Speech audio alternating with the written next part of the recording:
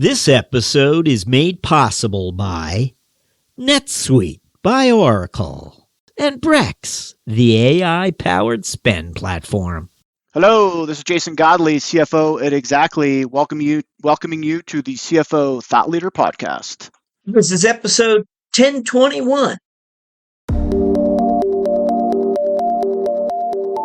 The thing I always focused on was understanding people first. The first time I was the controller was at the support center in Portsmouth when I was lieutenant commander.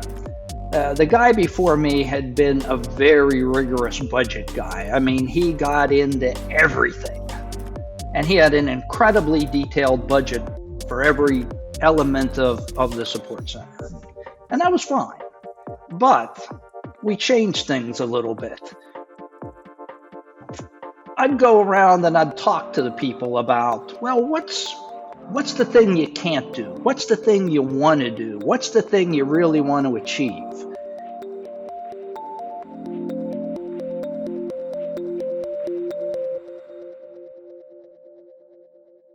Hi, it's Jack. On today's show, we speak with Larry White, Commanding Officer and Director Emeritus of the Finance Center of the U.S. Coast Guard. 2006 was a pivotal year for Larry White's career with the U.S. Coast Guard. After entering the Coast Guard Academy in 1976, graduating in 1980, and subsequently advancing through a series of intriguing roles, including commanding an 82-foot patrol boat, White decided to pursue an MBA.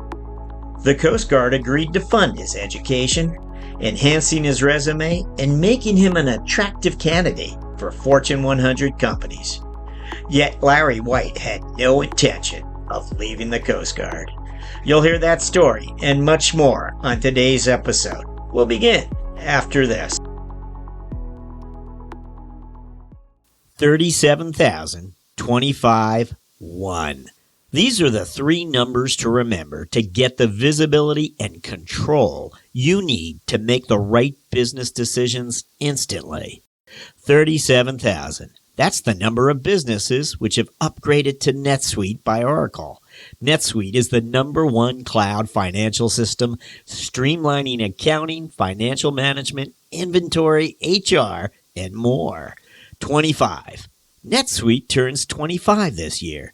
That's 25 years of helping businesses do more with less, close their books in days, not weeks, and drive down expenses. 1.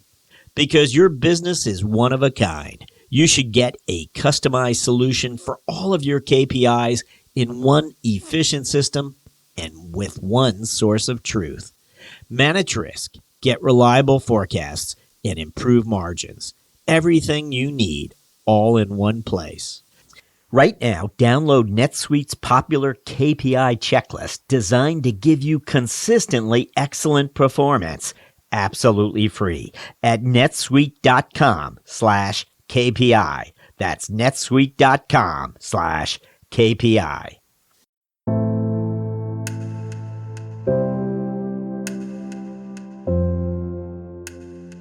Hi, it's Jack with a special CFO Emeritus episode for you.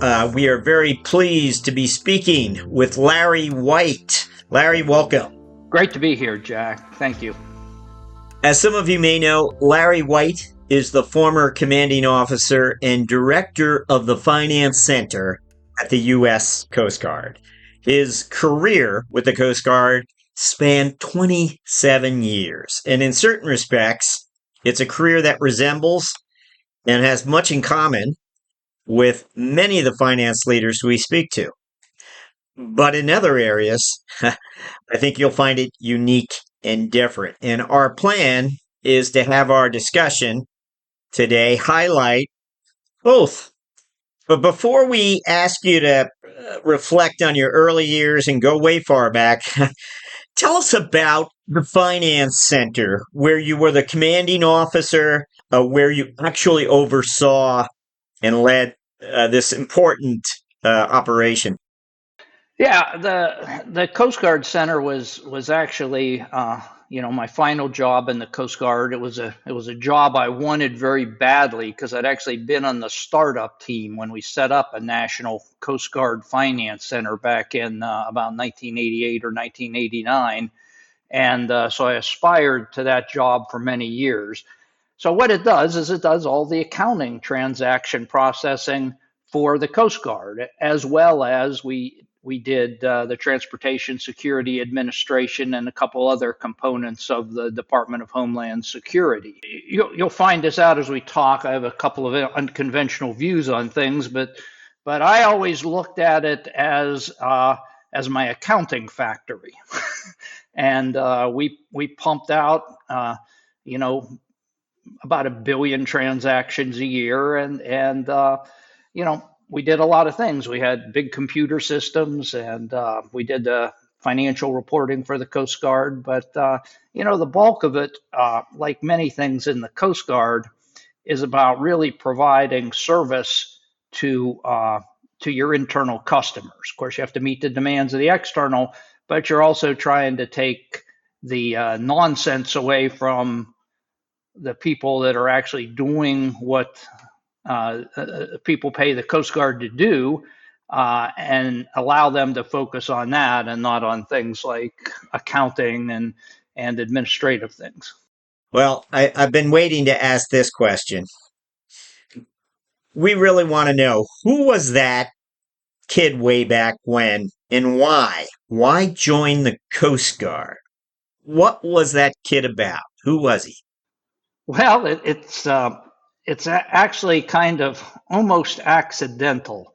I really never thought about a military career. I guess my dad was in the Army, but that was only for 2 years, and it was a draft thing. Uh, Sometime around my late sophomore or junior year in high school, I actually read Herman Wouk's books, The Winds of War, and I think the other one's War and Remembrance. And I kind of got swept up in this idea of what a military career could be, and so I started looking around, and and I was a little rebellious, and I wasn't sure I wanted to be kowtowing to my parents for my college. So I applied for some military academies and some ROTC scholarships, and I was fortunate enough to get some. Now, I'd kind of planned on going to the Navy, but I went down to Annapolis, and I've been there many times, and it's a beautiful place. But boy, when I went down, it was about as gray and unfriendly, and no cadets were around, so I didn't really see much. And then a couple of months later, I went to the Coast Guard Academy. It was beautiful and green, and I met a number of people that were interesting, and I said, that's what I need to do. And my only connection with the Coast Guard was I found out they were in search and rescue, and I'd been a lifeguard through high school. So I didn't know Coast Guard ships were white. I didn't know anything about it. But anyhow, I went. It seemed to work out for me. And that is not unlike Annapolis or what have you. That's you got to get accepted. You got to take an exam of some kind. I don't know all of what's involved there. Well, the difference between the Coast Guard Academy, and this is still true, and the other military academies is they all require congressional appointments. Yeah. And the Coast Guard Academy is the only one that's direct competition based on your academic scores, your sports performance, and things like that. So when they publish lists of the hardest schools to get into in the country, the Coast Guard Academy is up there with Harvard and MIT and Stanford because, well, we're free. Are you expecting to build your career then? Are you thinking, I'll do this for the next 5 years? Or I don't know how graduates from the academy, what their mindset is when they come out. Is it? It's different. A few have the Coast Guard as something they really want to do, either because of their family or some life experience they've had. A lot of us are there, and we figure it's a free education, and it's 5 years of having a job. And if we can make it through, that's fine. I mean, I had a nephew that went, and he did 5 years, and he had another agenda, and he enjoyed it, but that was it for him. So I ended up making it a career, and I got to tell you, a part of that, and we can get into this a little bit later, is because of my experience with accounting organizations. Hmm. Um, so I didn't start out in accounting and finance with the Coast Guard. I started out on a buoy tender as a deck watch officer, and then operations officer, and then I was commanding officer of an 82-foot patrol boat, and then I was the in a search and rescue center, and ended up being the head of the search and rescue center up in New York City, which actually handled from the Connecticut Rhode Island border down to the Maryland Virginia border. So we did search and rescue planning, mission planning, law enforcement mission planning, all kinds of things there. But then I put in for the Coast Guard to send me to graduate school, and they told me I could either go to Monterey, California to the Naval Postgraduate School, or I could go in New York where I was. And I didn't want to move to Monterey, California for 16 months and then move my family again. So I just put in for the most expensive school in New York and went to Columbia, which was not a bad deal. Where is the Coast Guard based in New York? Aren't you on one of the islands? Or We were at the time we were on Governor's Island. That's yeah, now a nice. national park, and the main Coast Guard facility is different, and it's over on Staten Island. But Okay. at the time we were out on Governor's Island. I forget what the latest developments for Governor Island are, but just a wonderful spot. Yeah, great place to go see. And then after graduate school, I knew I wanted to major in finance. I ended up taking a lot of accounting courses, enough to sit for my CPA exam eventually. But while I was at Columbia, I actually stepped on a postcard and I bent over to pick up the litter, and it turned out to be the postcard for the Certified Management Accountant exam. And I looked at that, and I'd never heard of it. And I said, wow, these, at the time it was a 5-part exam. And I said, these are things I'm much more interested in than what's on the CPA exam. So I sent it in, and they sent me the information. And of course, I at some point fully committed to the IMA. Which I failed to mention up front. I just want to quickly mention here that Larry is, in fact, a director of the IMA today. He's a long-standing member, as we've just heard. He begins to explain to us, plays a really important part in Larry's professional life. How did I do? Yeah. As I was getting involved in the IMA, I did things at the local level, which at the time, after I left New York, was in Norfolk, Virginia. And most of the people on the IMA board were, in public accounting. Few worked for a small business or something. And I just became interested when we talked about doing things. It was like I was judging. Can I do that? Is that a problem? And I don't know whether these people were trying to avoid doing stuff, but it seemed like they were very highly constrained. They had to talk to their boss about this. They had to talk to their boss about that. They had to get permission for this. I didn't have to get permission for anything. I just was able to do so much more than they were. It really made me feel good about being in finance in the Coast Guard. Now, many of us would be surprised by that. Why? Why is that? What organizationally, what's different there? Well, the Coast Guard is, really focused on its primary mission and supporting those who do the primary mission. So, in the Coast Guard, what people judge is, are you committed to that? Are you going to make decisions? You're going to make some wrong ones. Everybody does. But are you going to generally do things that help, the people in the Coast Guard, that help accomplish that primary mission in some way or another, even if it's just by, reducing the administrative and burden on people.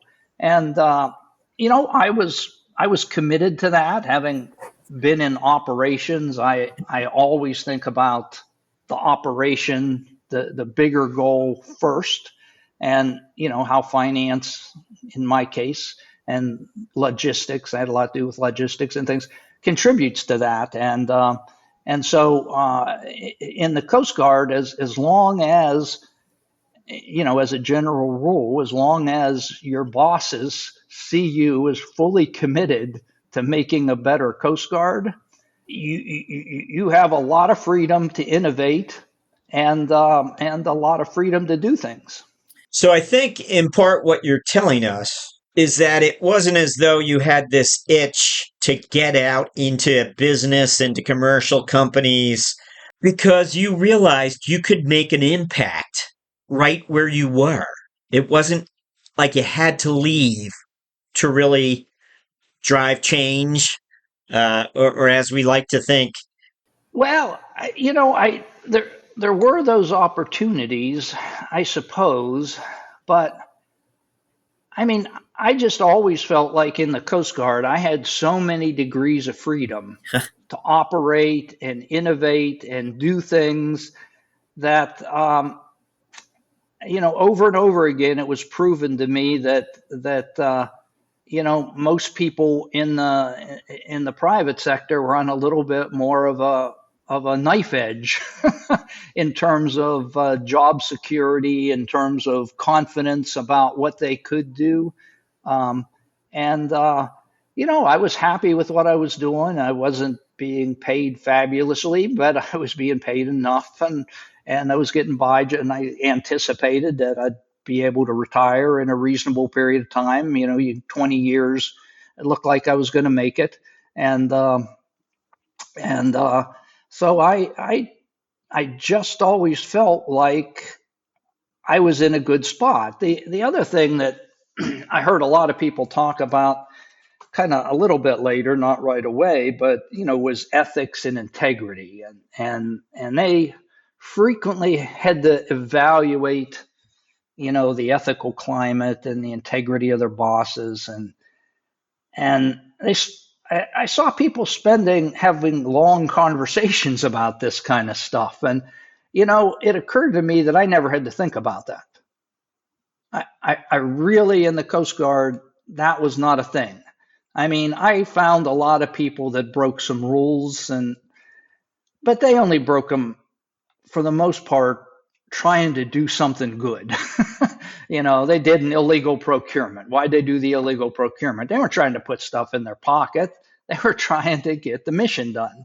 So, I just, the people I worked for were always, if they weren't top notch, they were at least completely honest and you could trust them. So I found, I got to year 20 and I got a few nice offers at year 20. I kind of still had some things I wanted to do and I thought I could do them. Let me ask, what about developing people? Were you ever hungry for talent? Was the pipeline, again, part of the challenge businesses face as they look to hire people? They've got to vet people that are unknown entities. As you were just explaining to us, there's sort of a way to filter at the Coast Guard. I mean, you're bringing people who've been in that environment, and they would have already been, I think, filtered out had their character been in question. Well, and it kind of goes to two sides of the world, because as I got more senior, I primarily worked with civilians in the Coast Guard, which is a little bit different. So I'll kind of break it down into two ways. Number one, the military community, yes, they do go through an upper out sort of activity. And particularly among the officers, most of them are from the Coast Guard Academy. So they're pretty darn smart just from the get go. And, to get into graduate school, to get promoted to, lieutenant 03 or 04, they're doing some things right. And they're making some people happy along the way. And so they're very enthusiastic, generally very innovative, very thoughtful, and they've already gone through the the test of whether they are in fact interested in making a better Coast Guard. So now, as I got more senior, at one point I was at headquarters and I was the chief of financial systems, and also the deputy CFO, which made me the head of the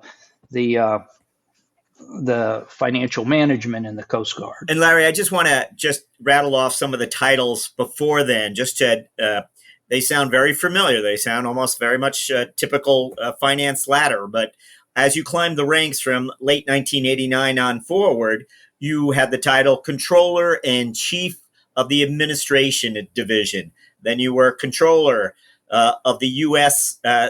Coast Guard Support Center. Then you became the Chief of the Budget Execution Division of the U.S. Coast Guard Headquarters. Then you became there was a tour of duty as a controller for the training center. So anyway, I just want to share some of the titles that you had as you advanced into the role you were just mentioning, a deputy CFO, and then on to the finance center. Yeah, and each of those has a military rank associated with it. So, my first job, first job I was a lieutenant for. Then I was a lieutenant commander. Then I was a commander, and then I retired as a captain, which is an 06, equivalent to an Army colonel for people that are familiar with that.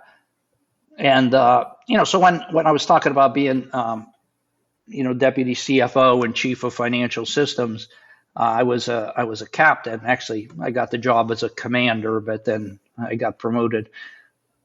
One of the things I did to kind of motivate our pool of junior officers is I joined, and I'm sure you're familiar with these, the Consortium for Advanced Manufacturing International.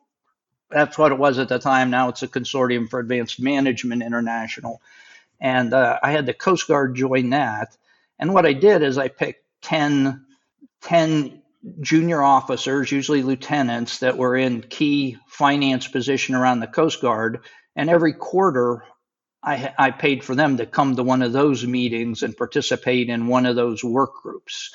So they were looking at things like, at the time, activity-based costing, process management, and resource consumption accounting, and different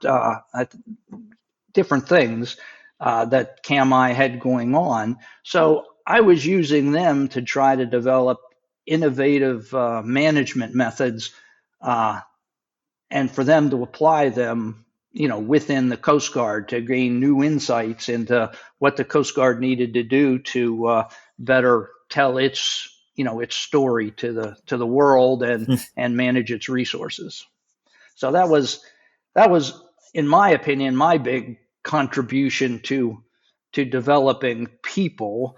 And you actually approached the leaders of the association, and you said, "Look, I'd love to have my team participate with this group.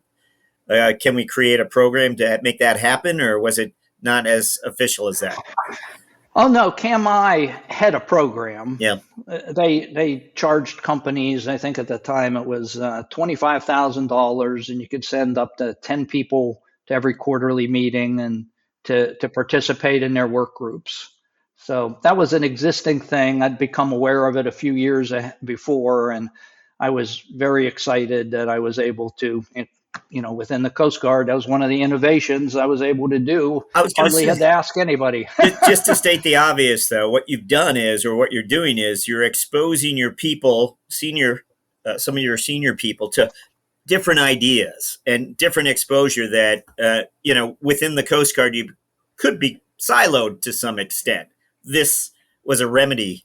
Oh, yeah. They got to work alongside people from Boeing, and whether some of the other DoD services were part of this, but, there were a lot of companies at the time. And then they got to meet, thought leaders, people like Gary Kokens, Steve Player, some of the other people that were active in CAMI back then and were, writing books and doing things.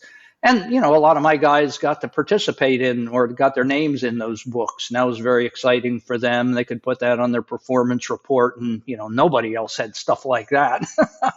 So, we did a lot of that at the time.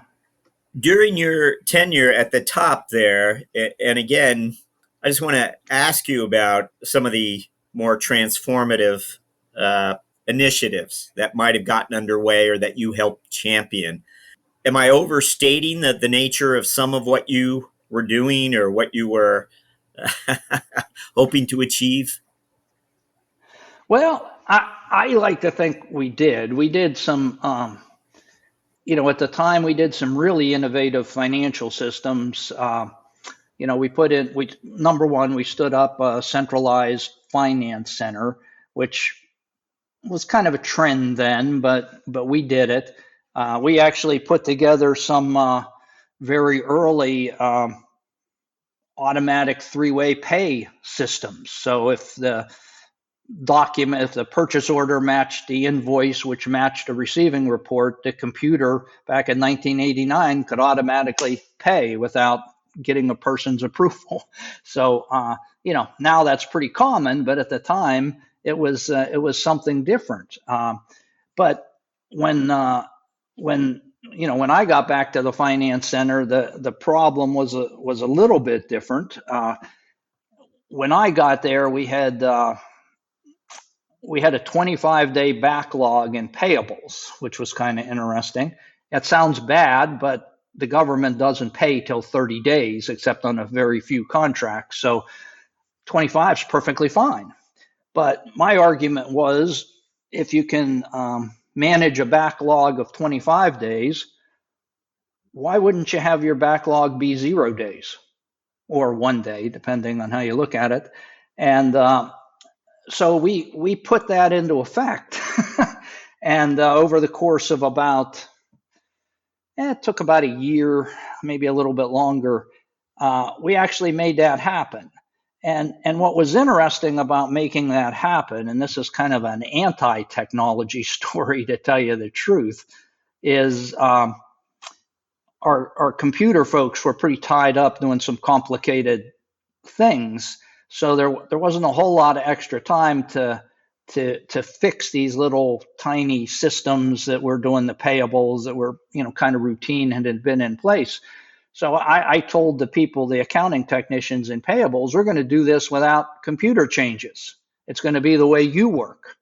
And we brought in Lean and Six Sigma people, and they really did it. And it was actually amazing. We did have 2 very minor computer changes, but that was just to give the accounting folks a degree of freedom. And we got down to the point where, except for a very strange document, which is household good transfers, where we reimburse people for that. Other than that, everything in the finance center that came in one day was being processed the next day.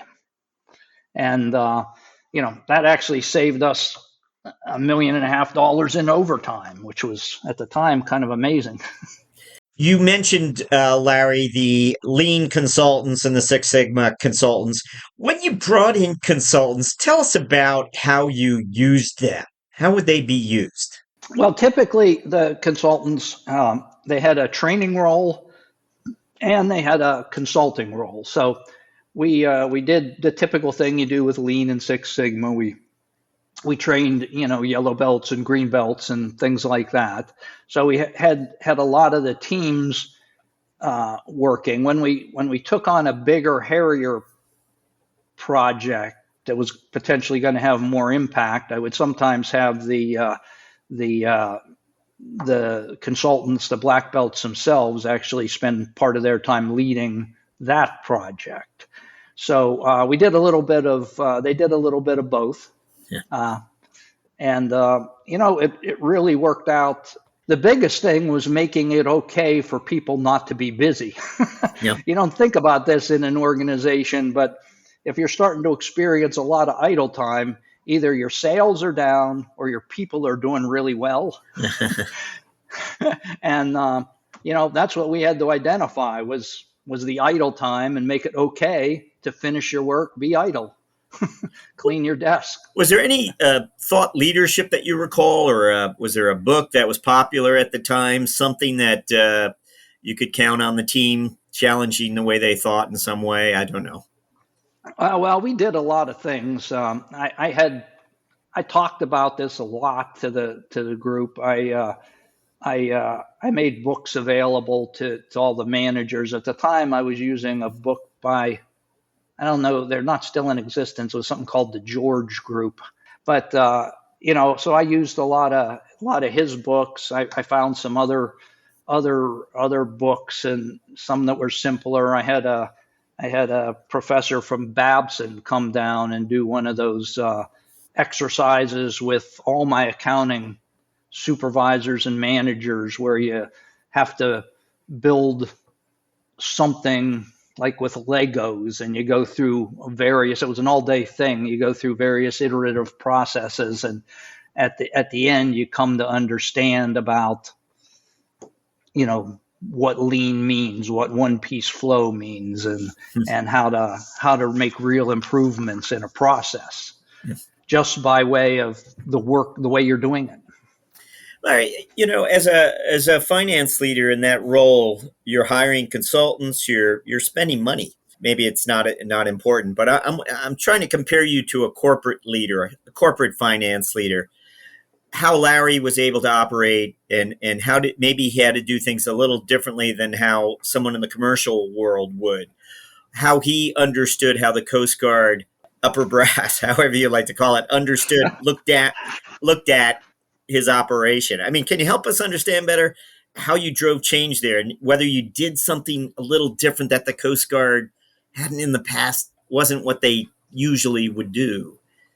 Well, first of all, at one point I was head of what they call budget execution, which meant I had my finger on literally all the money of the Coast Guard.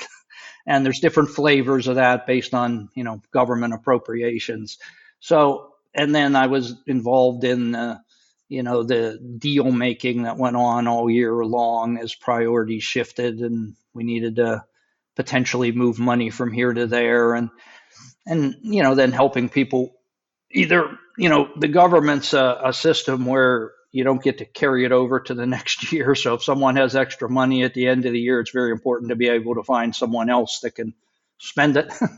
So I've been involved in all those games. So I had probably a better than average understanding of how the Coast Guard worked and where I could find and create flexibility to do things. But at the finance center, it's pretty simple. I just was able to save a lot of money on overtime, and that's what I redirected into doing more improvements. And Larry, we want to understand better your leadership style, I guess. We want to know the conference door swings open and there's Larry White, everyone around the table takes a deep breath. What Tell us something about your style of leadership. Who are you? well, I'll start with the Coast Guard, but the thing I always focused on was understanding people first. The first time I was the controller was at the support center uh, in Portsmouth when I was lieutenant commander. The guy before me had been a very rigorous budget guy. I mean, he got into everything, and he had an incredibly detailed budget for every element of the support center, and that was fine. Um, and I used that, but we changed things a little bit. Um, I'd go around and I'd talk to the people about, well, what's the thing you can't do? What's the thing you want to do? What's the thing you really want to achieve? And so I'd have those conversations. Then I had my junior people, usually petty officers. I made various ones of them responsible for a budget because someday they were going to get transferred out of a big shop and they were going to be on a ship and they were probably going to be the only finance person on that ship, except for one officer who was trying to help them out. So I put them all each in charge of one of the division's budgets, and they went over and they did the real grunt stuff. And I stepped back from that and we talked. I just talked at a higher level about what do you really need, and then what I came to find out, for instance, is like in one of the divisions, our industrial division, that did a lot of work on kind of a cost reimbursement basis. They just had a terrible time trying to spend their money at the end of the year because they got almost everything they needed from their cost reimbursements. So I just went to the division chief and I said, listen, you guys have this problem. And I said, I'm going to cut your budget by 70%, But if you need something, don't hesitate to let me know because stuff comes up. And we actually did that all over the support center. And so we used to have this big meeting with all the division chiefs and sometimes the branch chiefs once every quarter. And I had so much surplus after I finished. People trusted me, and we put it all out on the table, and they all got to talk about it with the captain and the executive officer. And, so I cut the budget. We didn't not spend the money, we still spent it, but we had the discussion more strategically about what the support center as a whole really needed. And then everybody chipped in and made it happen. And so, sometimes there were different ideas about how to do things that would cost less or more or save more effort and time and things like that. So, that really worked well. And, that use it or lose it mentality in budgets is not uncommon. It's not a government thing only. It's more dramatic in government because there's laws, but all companies have that. And people don't like having problems at the end of the year. I mean, that's a huge distractor for them to worry about spending that money so their budget's not caught the next year. So, people need to understand it. But it's not just the budget. It's actually the performance measures that the person is held to. Because what you really want to do is you want to help them, assuming you trust them, assuming you're confident they have the best interest of the company at heart, you want to help them achieve their goals. What information do they need to help make those internal decisions? These are decisions that no board of directors is ever going to hear about, or seldom, but they're very important to people making these little incremental steps every day. And, a lot of times finance people are stuck with, the financial reporting and the general ledger and what it spits out. And that information really has all the interesting operational details pretty much stripped away from it. And in order to find out what's going on, you've got to go out and talk to these people. In fact, I would argue that in most cases, and we argue this now in an organization I'm involved with called PACE, the Profitability Analytics Center of Excellence, that you actually need a separate information system that matches operations and finance and your strategic organizational goals and the performance that you think is really going to matter and make a difference.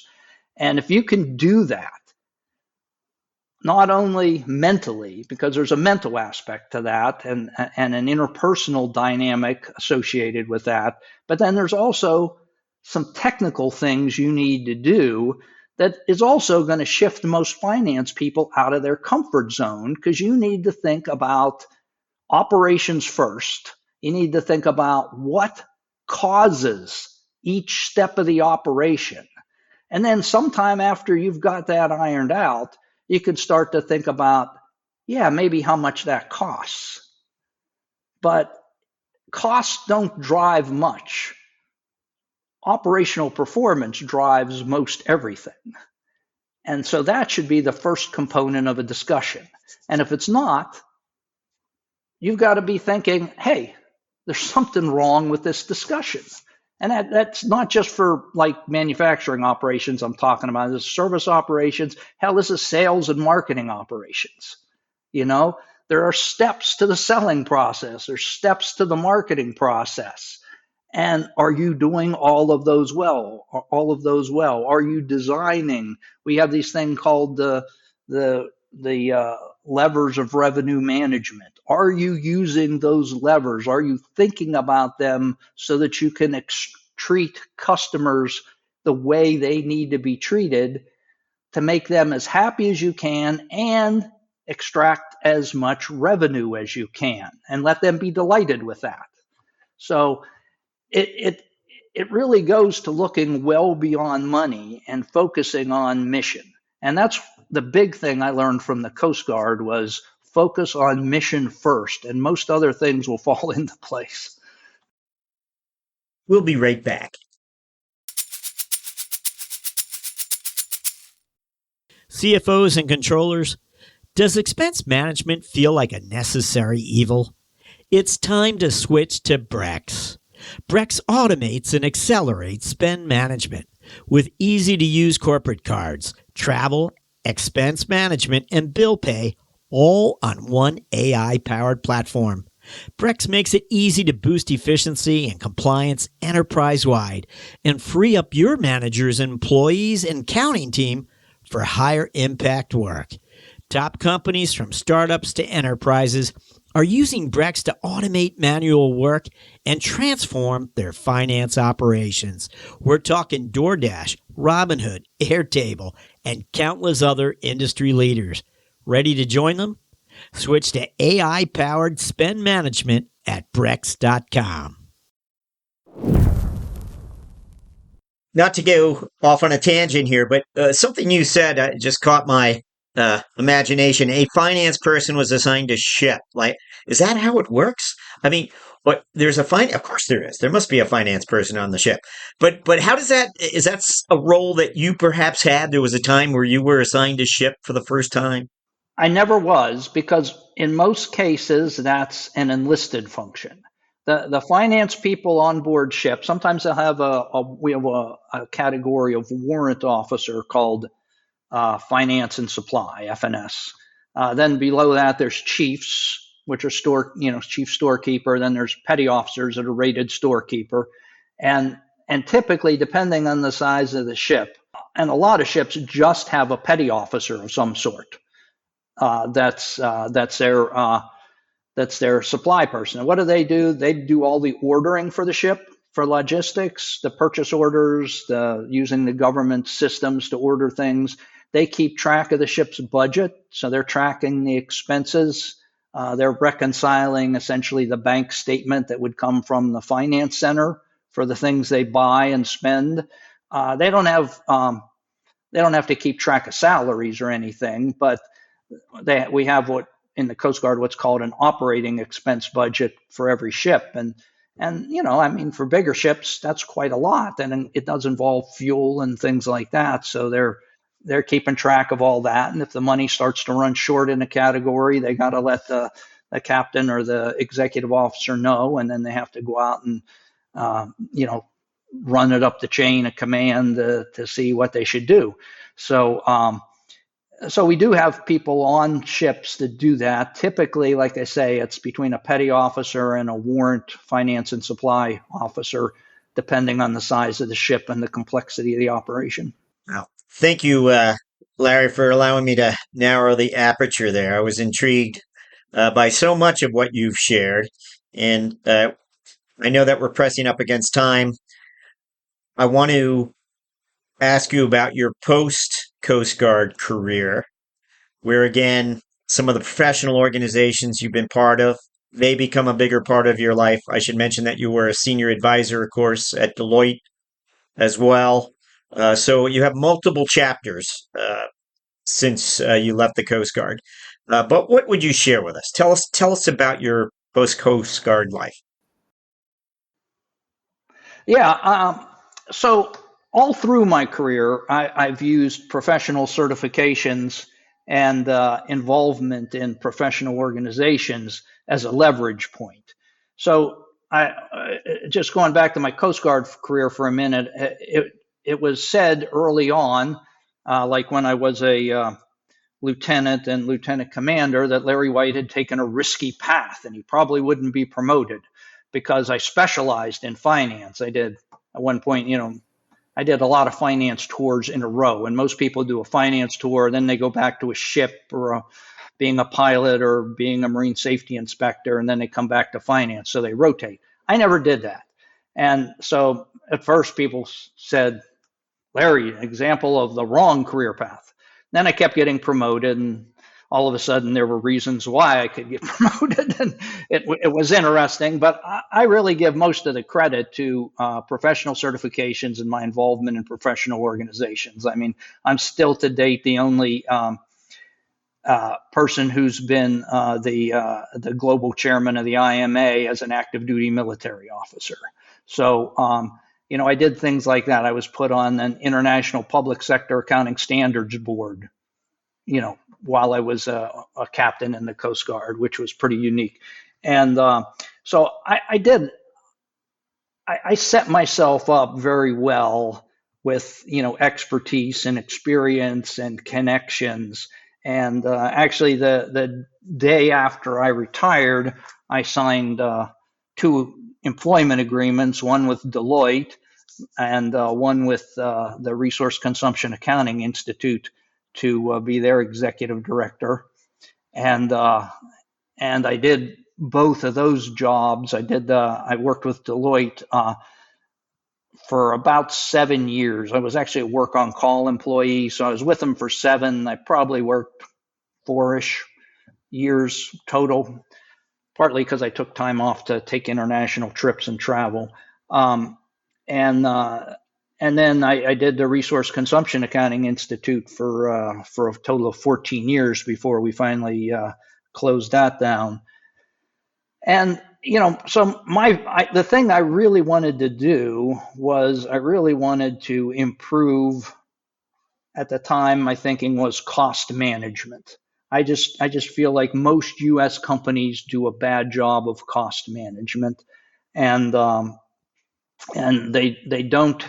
They're confused. They see all these techniques. What's the difference between target costing and ABC? And we tried that, and it got too complicated, and it didn't work, and we couldn't explain it to anybody. And the guy who was doing it left, so it died. And there's a million stories out there, but the fundamental problem is we don't, in the United States, really educate management accountants very well, and I think that's going to hurt American competitiveness in the long run.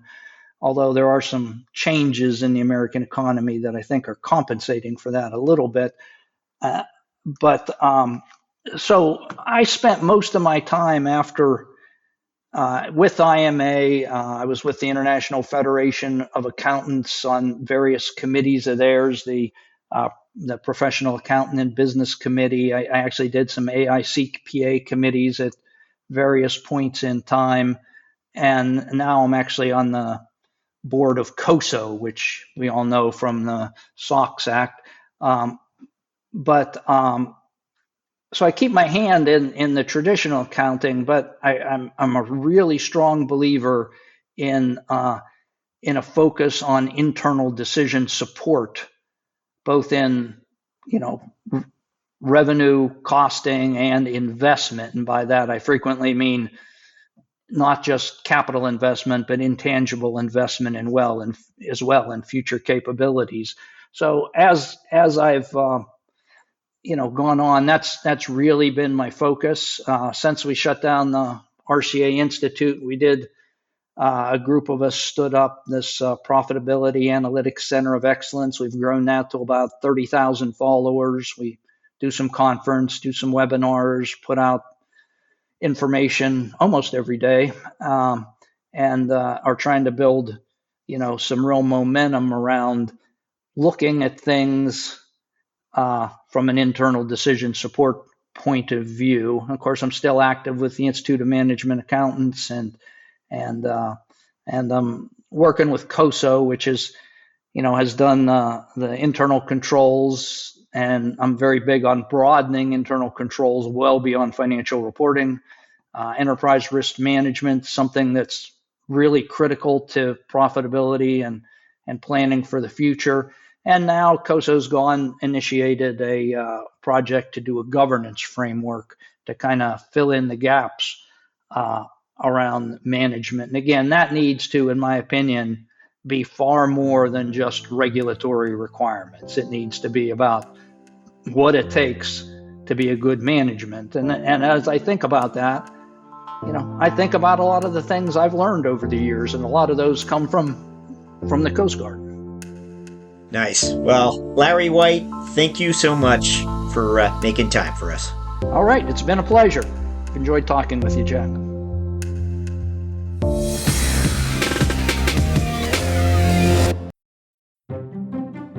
Hello, listeners. Jack here. I hope you've been enjoying some of our recent CFO Thought Leader episodes.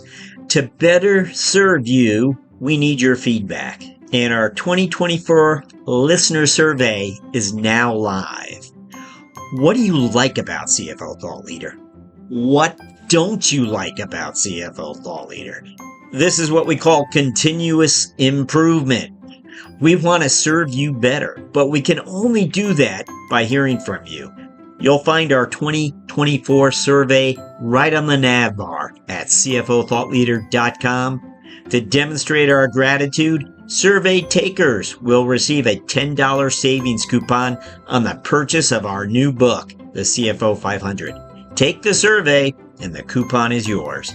Please help us serve you better. And as always, thank you for listening.